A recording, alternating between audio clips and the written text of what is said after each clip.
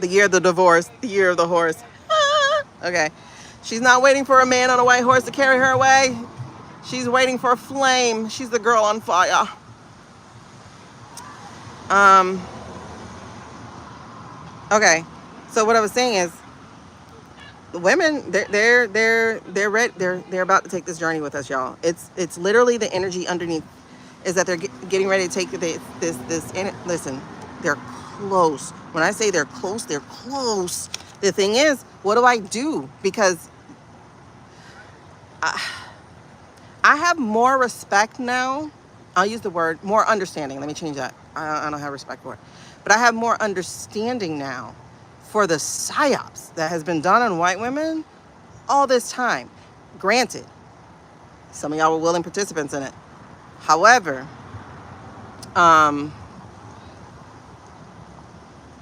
like even the beauty standards, so it's like, now granted, I didn't necessarily look at them all as childlike, but I never understood why, oh my God, Rachel's hair, they just got out of bed because she's been hair and everybody had to go get their hair cut. Oh my God, porn stars, now we got to do cut creases like porn stars. Like, people don't understand they're doing makeup like porn stars did makeup, right? Back in the corn stars, excuse me, back in the 90s, they were the ones doing these cut creases and these eye makeups that people are doing, and the overlining the lips and the matted lipstick, and like, y'all look like Jenna Jameson. You look like Jenna Jameson, right? That's the only name I remember. So like they've gotten you closer and closer and closer to looking like their desires, right? But there's freedom here. Y'all see that? The Eight of Swords was in reverse. There is freedom and a new journey right around the corner. So it's coming. But I'm getting greater understanding for this.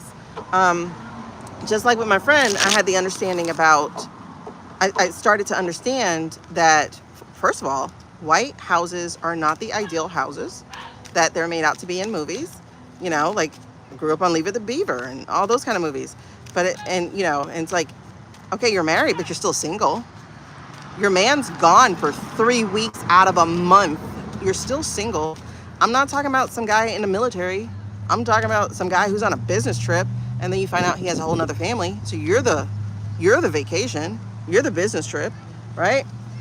So it's like these messages y'all's kings have been giving have been, whew, wow. So I understand y'all are having, and I'm saying y'all, I'm not talking about necessarily y'all in this comment, but this chat, but like, y'all as a group are having what I had with Trayvon Martin. Because I grew up sheltered. My parents, they never taught black white. Never. My dad is the whitest black man ever. Like, he really is, because he was an athlete, he had opportunities. So he was going to schools. He was in one of the first integrated high schools down here in Florida. Like, he had, he came from South Carolina, where he was picking cotton with his sharecropping grandparents at 6 years old and 5 years old. So he's had that experience too, right? Because they lived in Santee, South Carolina, which is extreme poverty of a place. Even still today, the dichotomy, the dissonance is just crazy between the haves and the have-nothings. So he's like super white. Like, the music he listens to is the 80s rock a lot. Like, so I have that, right? And my sister, she's darker than me. She's super white of a girl. Like, oh my God, they live in the projects. I'm like, are you serious? What? Meanwhile, I'm the stereotype, right? But that shift I had with Trayvon, because my son was the age of Trayvon Martin, and I'm like, wait. My friends are saying, if he would have complied, my friends are saying, oh, he had THC in his system. My friends are excusing a white man in a van following a child. Oh my God, you don't see him as a kid. Oh my God, you don't see him as human. Oh my God, you don't know that your kid steals your Xanax and is selling them at school. you know?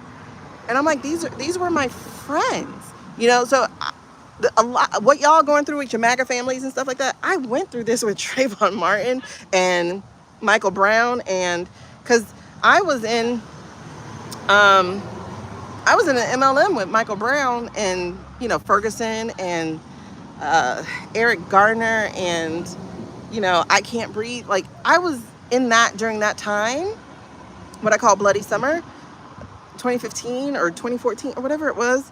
And these white women, my upline, my downline, you know, they're over here doing Blue Lives Matter. Oh, my husband. I'm like, you do know black people are cops too, right? Like, so I've had over 10 years of what the fuck is this country, right? Because I experienced racism in Spain, wrote a poem about it, like, not in my house. Thank God America's not like that. Then, you know, meanwhile, you know, first you hear the rumors about George Bush during Katrina, like the way that they were shooting people instead of saving people.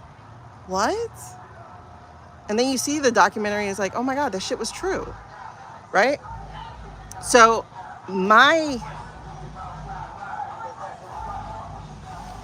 experience of racism built a rage in me I didn't know how to deal with, right? I went from thinking all things are possible to like, this will always be in the way, right? So I've had this really terrible shift that I didn't like. Meanwhile, I do have real white friends, like real ones who are real friends. I mean, not real white, but like real friends who are white. And so I'm like looking at them like, okay, you love me, I love you, but white people, you know? So it was hard. You know what I'm saying? It was really hard. Really, really hard and disillusioning and heartbreaking and disappointing and depressing and fill in the blank. So when I'm watching y'all do that, I'm like, oh, I recognize this. I recognize this disillusionment that's happening with you. I recognize this wanting to cling to, but America, you know, like I recognize that because I was there too. So I had time. It's like when a woman suspects she's pregnant, she gets like a few more weeks than the man does. You know what I mean? Or it's like when a child or something knows that they are queer or has come to the terms that they're queer, they have years to get used to it, and they expect you to get used to it in 5 minutes. You know, like, oh, I love you. Whereas now it's like, I got to tear down all the dreams that I had for you before. And then I have to see what new ones can come because I know the world doesn't like you. So now, you know, like there's this thing happening, right? So there's no patience. So it's like, because with this time that we're in, we actually don't have time for you to do what I had to do and what other people had to do. Like, I don't actually have time, right, for you to do that because we're running out of time, you know. She contributes to the Democrats. Something else happened with 23andMe. Something else happened. I think they sell your information or they got hacked. It was something big last year. But anyway, so that's what I'm saying. Like, I understand, but in the Knight of Pentacles is telling me this is still taking time. I'm like, y'all don't have time. Like, we don't have time, y'all. Like, we're in this together. We don't have time. So it's like, I'm gonna hold your hand, walk with me. Okay, I'm gonna show you this. And then when you're like, ah, and run away, then it's like, bitch, I ain't got time. Come here and look at this, you know? And like, that was 2025. 2025 was, come look at this. And it's like, no, I can't. I don't do politics. I can't look. And then 2026, the first female death is a white woman. Don't look away. Say her name. You know what I mean? Like, come on, man. Come on. Yeah, that has to some. Yeah, I think most companies hedge their bets and they give to both sides, just because you want to curry favor. But at the same time, I think we need to go back to limits. Like, you can't give me money. I'm a politician. This is a conflict of interest. Like, that's what we got to go back to. All right, so is it almost time?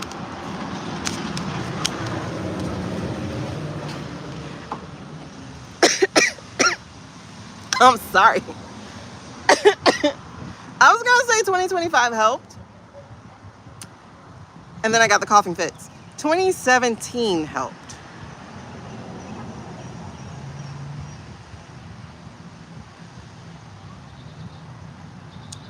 Okay, so some of the time has been served. Let's put it that way, because we got the Ace of Pentacles here. That's what's taking big time. So we've had almost 10 years too. So it's about the same.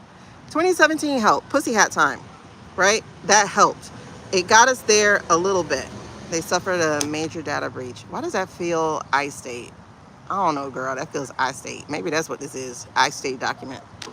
It feels like they did that because that's part of the surveillance stuff.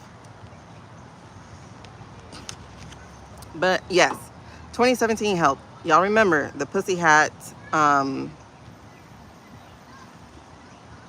protest during inauguration time. That's where it started. Yes, there was a Me Too movement just a few months before that, but this is when they started, when they could look left and right and see other white women next to them. This is when it started. So it has been slow grow, and it has actually been a successful grow. So people have been turtling, like, you know, they've been turtling in, out, yes. But it's time. Like, stop letting this man manipulate you, because he came out again. And that's what the algorithms went in. Oh.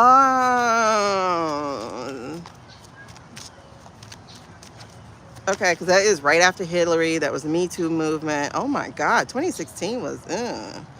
But current energy is women realize they have no choice. They have gotten to the place of, I don't have a choice here. I don't get to go back to the way things used to be. And I think y'all need to understand that. You don't. There is no... I heard people say this before. Exactly. Page of Swords and the Judgment underneath. In reverse, I mean. You don't get to go back to the way things were.